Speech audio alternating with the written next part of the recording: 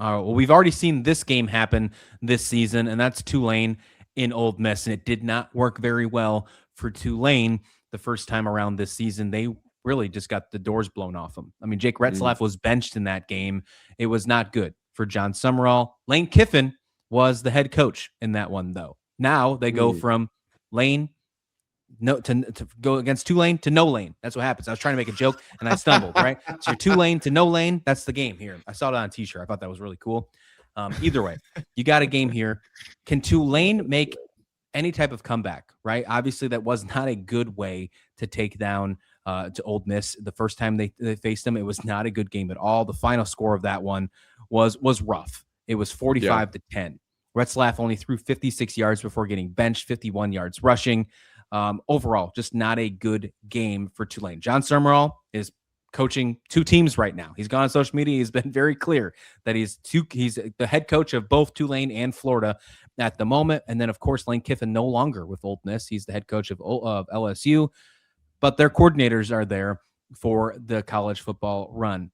Is there any chance for an upset? I'm going to be completely blunt with you. I don't think that Tulane can win this game. There is a chance for an upset. I mean, it's really just one game, right? Like this isn't a best of 7 series. If this is a best of 7 series, it's either a sweep or a gentleman's sweep. It's really not going to be close. You might have a few casualties, but it's not really going to be that close.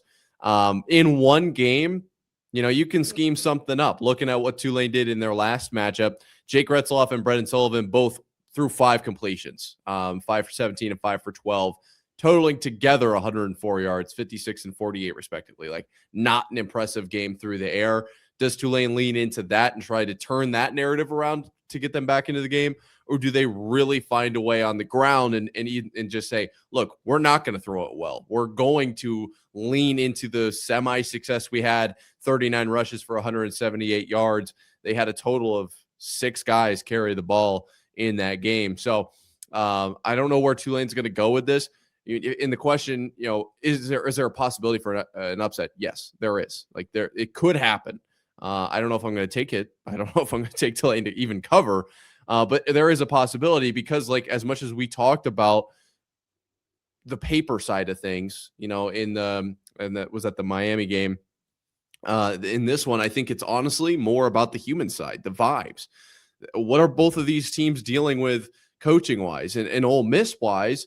What are they dealing with? Like, or maybe some resentment, like they lost their guy. Like Tulane, I feel like, yeah, they're going to be upset about that, but it's like it's a little bit less more common at the American level as opposed to the SEC. So I think that there is going to be an element of revenge, kind of feeling for this Ole Miss team. Like, you left us, we're going to go out here and show like how good Ole Miss is, and like you left this program behind. Like, there's a lot going on in this game, a lot of emotions in this game. Obviously, they've matched up once.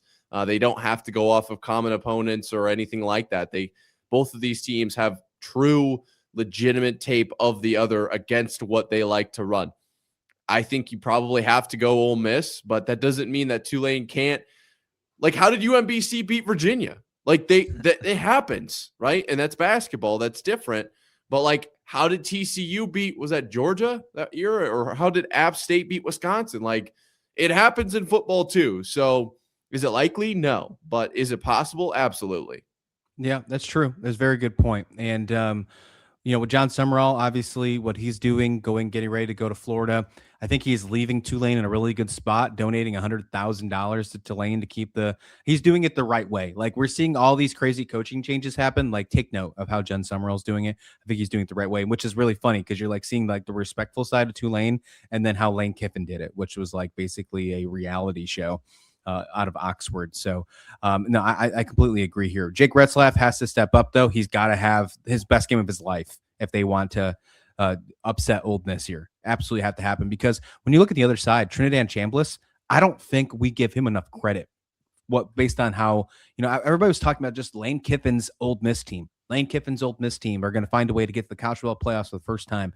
No one really talked about the actual players of this roster, at least not enough. And I think Chambliss was great. His story is amazing. D2 Ferris State coming to Ole Miss. I mean, absolutely crazy. And then he becomes this top quarterback where he's throwing 300 plus yards in games against Oklahoma in Florida and Mississippi State in the Egg Bowl. Like, he's becoming an Ole Miss legend in front of your eyes. And who knows if he winds up going elsewhere, if he gets an extra waiver of eligibility.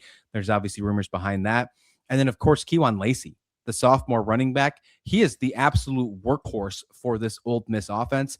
No one gives him enough credit as well. Everybody likes to talk about everything else that's going on with Ole Miss. This offense is explosive. This offense is impressive.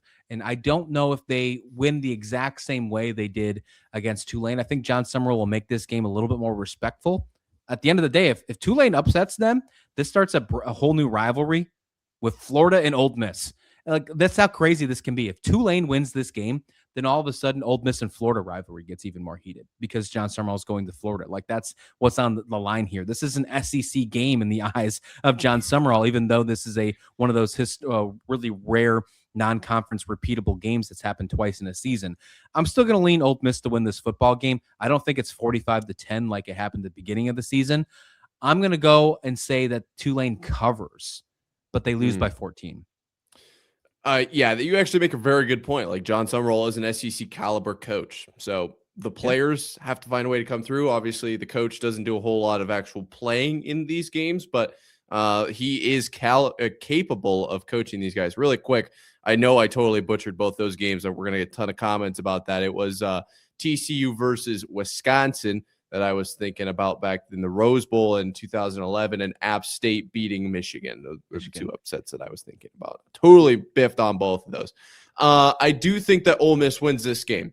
I think that that's the easy pick. Okay, I think you're out of your mind if you're taking Tulane here, which is totally fine. Like, sometimes I love to get a little crazy too. But at 84% ESPN analytics, chance that Mississippi State wins this 17.5-point spread, I could see Tulane covering that, but I could also see Ole Miss, scoring a last-minute touchdown or whatever to push it to 21 or something. I do think Ole Miss wins this game, and I don't think it's ever particularly close, unfortunately. Third largest spread in college football playoff history, Tulane versus Ole Miss with that 17.5 points. You want to know what the number one spread is? Well, that's James Madison versus Oregon, the